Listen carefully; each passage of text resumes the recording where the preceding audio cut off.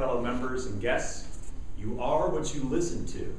So in thinking over my life, I decided to choose the phases of my audio life to describe a little bit about my personality. And I broke that out into 4 phases. First being public school, second private school, third college, and fourth work life after college.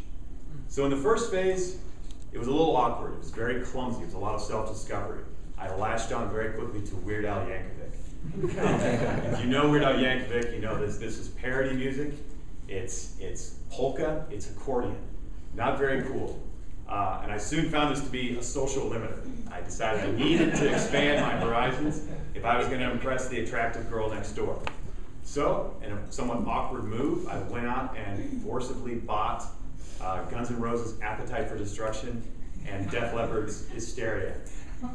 After quite a few listens, I finally found something salvageable within this music and started to like it, but I hadn't quite found just what was right for me. Eventually, I made my way to Metallica, and this is kind of where I found a home for quite a long time.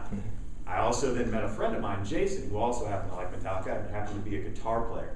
I was blown away. This guy could play all sorts of styles of music. He could play bluegrass, classical, metal, and I saw him play and echo back the music that I was hearing. I decided I need to learn how to do this. So I started taking lessons with his guitar teacher and picked up both classical and metal. So I was doing these 2 different things simultaneously. But it was pretty much just those 2 genres. At this point, phase 2, I was supposed to be moving into high school. At the time, I was growing up in South Kansas City, and the high school I was moving to would have been Hickman Mills. This was neither a very good school, nor was it a very safe school. So my father had hoped for something better for my brother and I, and had us test into Pembroke Hill. We tested in, we got scholarships, we went and shifted into phase 2. This was absolute culture shock. If public school was rap and metal, private school was sort of experimental alternative. It was very different, but it sort of expanded my palette of music of what I listened to. At that time, I was still hanging out with Jason. We decided to start a band. We got together, found a couple other guys, and played all 4 years through high school. Started playing a number of events, and really got pretty good. I had hair down to my shoulders. I was rocking the bass. Life was good. Then I came to a crossroads. I had to make a decision. Was I going to go with this music career, or was I going to go to college? Well, I was really craving financial stability. I didn't want to be a starving artist, so I decided college. Applied, was accepted, and got a scholarship to Yale University. And that started phase 3 of my life, which was dramatic expansion of again, the musical palette. Suddenly, I was listening to all sorts of different things: opera, classical. Suddenly, it was okay to listen to Madonna and Ace of Base and Chinese pop music. These were things that I would never have thought were okay, but somehow at this point in my life, it was acceptable.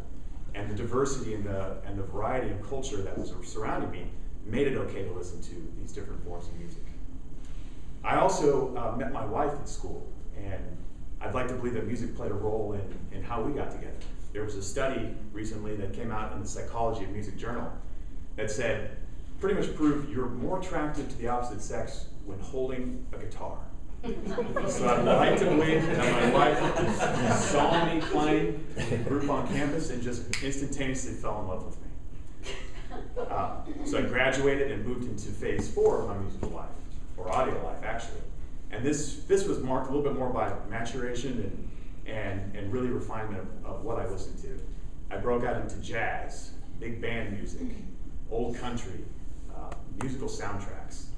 Also started to listen to a lot of podcasts and professional series. So really trying to do things with my mind as opposed to just listening to music alternatives. I started running 3 years ago and found that with all the time on the road, I needed to do something more than just music. So I started listening to audiobooks, and now have a collection of about 25 different audiobooks that kills quite a bit of time. I also started listening to news. I found that current events, as I got older, became a little bit more important to me. So now when I wake up in the morning, I listen to 5 minutes of NPR News. I then move on to a morning read of the Wall Street Journal, and then the NBC Nightly News on the drive into work. And that kind of keeps me informed. So through all this, I've had a fairly eclectic exposure and experience with music and audio, And I'd like to believe that in 10, 20, 30 years from now, I have no idea what I'll be listening to, but I imagine it will be something completely different.